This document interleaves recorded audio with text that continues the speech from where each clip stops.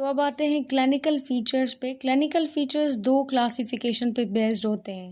जो पहली क्लासिफिकेशन है वो है मैककेलन क्लासिफिकेशन, जो कि 4 स्टेजेस पे बेस्ड है। जो पहली स्टेज होती है उसमें जो है इसको सब क्लिनिकल स्टेज भी कहते हैं, या फिर स्टेज ऑफ इन्फिल्ट्रेशन, जहाँ पे पहले पहले जो इंटर होता है ऑर्गेनिज्म। यहाँ पे इतने ज़्यादा सिम्टम्स नहीं होते हैं, मिनिमल होते हैं बिल्कुल भी। और जो कंजक्टिवल रिएक्शन होता है वो भी इतना कोई ख़ास नहीं होता। डिस्चार्ज यहाँ पे होता है जो, वो भी मतलब मिनिमल डिस्चार्ज होता है, बिल्कुल ही कम।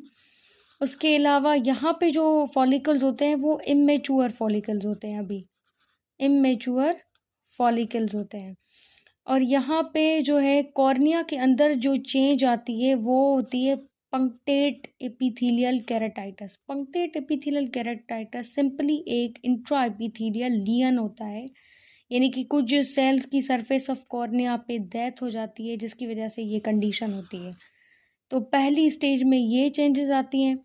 जो सेकेंड स्टेज है, यहाँ पे जो ट्रैकोमा बनता है उसको इंसिपिएंट ट्रैकोमा कहते हैं। अब जो सेकेंड स्टेज में बनेगा वो है टिपिकल ट्रैकोमा, टिपिकल ट्रैकोमेटस स्टेज। यहाँ पे बिल्कुल ही ट्रैकोमा जो है वो स्टेब्लिश्ड होता है। अब स्टेज 2 जो है वो टिपिकल ट्रैकोमेटस या फिर स्टेब्लिश्ड ट्रैकोमेटस स्टेज है। अब ये होती है बेसिकली एक्टिव सिम्प्टोमेटिक स्टेज। यहाँ पे जो है वो एक्टिवली सिम्टम्स अपीयर होते हैं। तो ये एक्टिव सिम्प्टोमेटिक स्टेज है। यहाँ पे जो सिम्टम्स पहले पहले अपीयर होते हैं वो होती है वाटरिंग, होती है वाटरिंग ऑफ द आई, पानी आता है आँख से। उसके अलावा फोटोफोबिया। अब फोटोफोबिया में क्या होता है कि सेंसिटिविटी हो जाती है टुवर्ड्स द लाइट, या फॉरेन बॉडी सेंसेशन, ऐसे लगता है कि आँख में कुछ है, तो ये सेंसेशन आ रही होती है। उसके अलावा जो मेजर इसकी जो चेंजेस होती हैं ना, वो क्या होती है फॉलिक्यूलर हाइपरप्लेजिया। अब फॉलिक्यूलर हाइपरप्लेजिया क्या है, मैं आपको आगे डायग्राम भी दिखाऊंगी, विजुअल इफेक्ट्स भी दिखाऊंगी, पर पहले इसको समझ लेते हैं। फॉलिक्यूलर हाइपरप्लेजिया, इसमें ये होता है कि जो फॉलिकल्स हैं ना वो नॉर्मली अपीयर होती हैं टार्सल कंजक्टिवा पे और फॉर्नेक्स पे, ठीक है। मगर जब ट्रैकोमा होता है तो फॉलिकल्स हमें दिखाई देती हैं बल्बर कंजक्टिवा पे। जब भी आपको फॉलिकल्स बल्बर कंजक्टिवा पे दिखाई दें तो ये जो है एक फीचर होता है ट्रैकोमा का। और यहाँ पे आप क्लियर देखें कि यहाँ है फॉर्निक्स, यहाँ है पैल्पेब्रल कंजक्टिवा, और ये जो सारा है वो है बल्बर कंजक्टिवा। तो कॉमनली जो फॉलिकल्स बनती हैं वो पैल्पेब्रल और फॉर्निक्स पे बनती हैं, पर जब भी बल्बर कंजक्टिवा पे फॉलिकल्स बनना शुरू हो या आपको नज़र आए तो ये किसकी फीचर है, ये है ट्रैकोमा की फीचर। सेकेंड स्टेज में जो पहली चेंज थी वो थी फॉलिक्यूलर हाइपरप्लेजिया। अब दूसरी जो होगी वो होगी पेपिलरी हाइपरट्रॉफी, ठीक है। पेपिलरी हाइपरट्रॉफी एक कंडीशन होती है जिसमें मतलब जो इनगॉर्जमेंट हो जाती है स्मॉल वेसल्स की अलोंग विद द एडिमा, और ये कंडीशन क्या करती है कि ये इस फॉलिक्यूलर रिस्पॉन्स को भी मास्क कर देती है, इतनी ज़्यादा इसकी हो जाती है। अब इसके बाद जो तीसरी कंडीशन है वो है कॉर्नियल पेनिस, ठीक है। अब मैं आपको इसको बेटर इस डायग्राम पे समझाती हूँ। ये डायग्राम है जो मैंने आपको स्टेज 2 की कुछ फीचर्स बताई। तो यहाँ पे आप देख रहे हैं ये है फॉलिकल्स, जिनको मैंने बताया आपको कि फॉलिकुलर हाइपरप्लेजिया हो जाती है, और ये है पेपिला।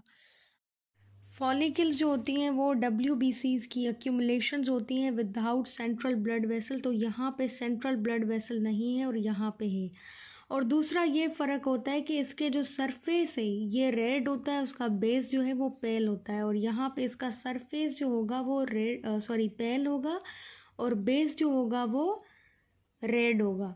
तो ये थर्ड जो मैंने चेंज बताई थी आपको वो थी पेनिस फॉर्मेशन। अब पेनिस फॉर्मेशन या कॉर्नियल पेनिस क्या है, इट इज़ बेसिकली अ सब एपिथेलियल कॉर्नियल वेस्कुलराइजेशन। यहाँ पे आप देख रहे हैं कि बहुत सारी वेसल्स जो हैं यहाँ पे दिख रही हैं। तो ये जो चेंज है सब एपिथेलियल वेस्कुलर कॉर्नियल वेस्कुलराइजेशन, इसको कहते हैं पेनिस फॉर्मेशन। जब ये प्रोग्रेस करती है पेनिस फॉर्मेशन, यानी बहुत ज़्यादा वेस्कुलराइजेशन हो चुकी है, तो उसके बाद क्या हो जाती है, corneal ulceration. Then what happens, corneal ulceration. तो स्टेज 2 के अंदर ये सारी हमने चेंजेस पढ़ी कि कॉर्नियल पेनिस के बाद क्या हो रहा था, कॉर्नियल अल्सरेशन हो रही थी।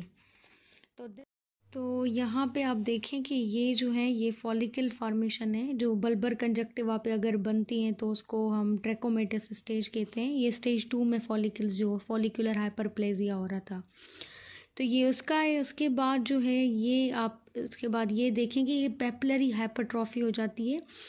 ये फिगर बेसिकली मैंने आपको आइडिया दे रही हूँ कि इस तरह वो बिल्कुल ही मास्क कर देती है फॉलिकुलर रेस्पॉन्स को, यानी इतनी ज़्यादा ये पेपिलरी हाइपरट्रॉफी हो जाती है। इसके बाद जो होता है वो होता है ये स्टेज जिसमें पेनिस फॉर्मेशन होती है। यहाँ पे आप देख रहे हैं बिल्कुल ही वेस्कुलराइजेशन हो गई है सब एपिथेलियल। देन कॉर्नियल अल्सरेशन, यहाँ पे जो मैंने कहा था कि अगर पेनिस जो है वो प्रोग्रेस करेगा तो उसके बाद जो है वो कॉर्नियल अल्सरेशन हो जाता है। स्टेज 3 जो है वो भी क्या है, एक्टिव स्टेज होती है डिजीज़ की। It is also the active stage of disease. Stage 3 जो है वो स्कैरिंग की स्टेज है। स्कैरिंग का मतलब होता है कि इसमें जो है वो स्कार्फ अपीयरेंस हो जाती है आई के अंदर।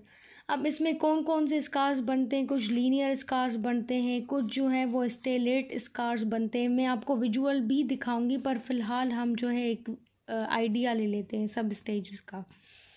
तो यहाँ पे जो स्कैरिंग होगी, इस स्कैरिंग के नतीजे में एक thick band of scar tissue बन जाती है, किसमें, कंजक्टिवा में, नियर द लिड मार्जिन। यानी यहाँ आप देखें ये आई है और ये क्या है, लिड मार्जिन है। यहाँ पे एक बैंड बन जाती है, linear band of the scar tissue, जिसको कहते हैं arts line.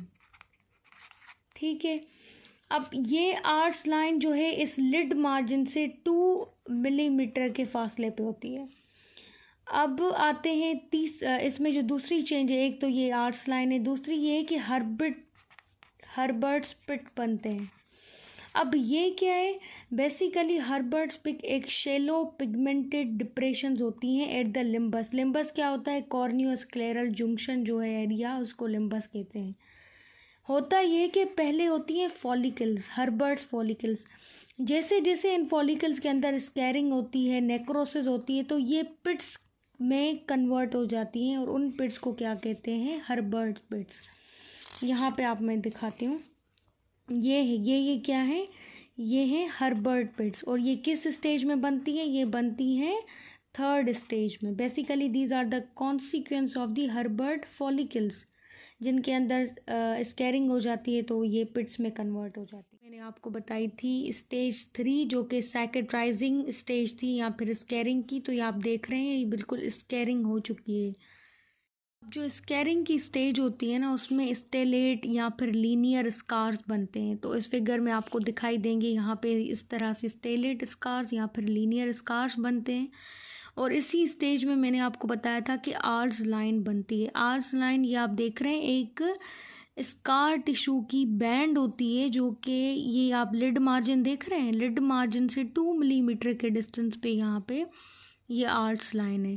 Basically it is a consequence of the 3rd stage. उसके बाद है ये यहाँ पे दोबारा से मैंने फिगर डाली, यहाँ पे आप देखें ये आर्ट्स लाइन है यहाँ पे। इसके बाद ये है हर्बर्ट स्पिट्स। हर्बर्ट स्पिट्स क्यों बनती हैं, क्योंकि जो फॉलिकल्स है ना, हर्बर्ट्स फॉलिकल्स, उनके अंदर नेक्रोसिस हो जाती है, स्कैरिंग हो जाती है, तो उसके नतीजे में फिर ये पिट फॉर्मेशन होती है। It is also pathognomonic of trachoma, यानी कि उसकी एक इम्पॉर्टेंट फीचर है। और स्टेज 4 क्या है, स्टेज 4 जो है वो इनएक्टिव एंड स्टेज है। It is the inactive and stage. अब इस इनएक्टिव एंड स्टेज में, यानी क्यों है ये इनएक्टिव, क्योंकि यहाँ पे कोई भी एक्टिव इन्फ्लेमेशन नहीं होती। ठीक है, यहाँ पे सिर्फ और सिर्फ जो है वो सिम्टम्स अपीयर होते हैं। जो भी ये सारी चीज़ें हुई, उनके जो भी कॉम्प्लिकेशंस हैं, जो भी कॉन्सिक्वेंसेस हैं, वो हमें स्टेज 4 में दिखाई देंगे। ठीक है, तो यहाँ पे जो मेजर चेंज आता है वो कॉर्नियल ओपेसिटी हो जाती है। कॉर्नियल ओपेसिटी की वजह से जो है वो विजन इम्पेयर हो जाती है। जो मैंने आपको 4th स्टेज में बताया था कि मेजर चेंज आ जाती है कॉर्नियल ओपेसिटी, तो ये उसकी जो डायग्रामेटिक व्यू है वो ये है।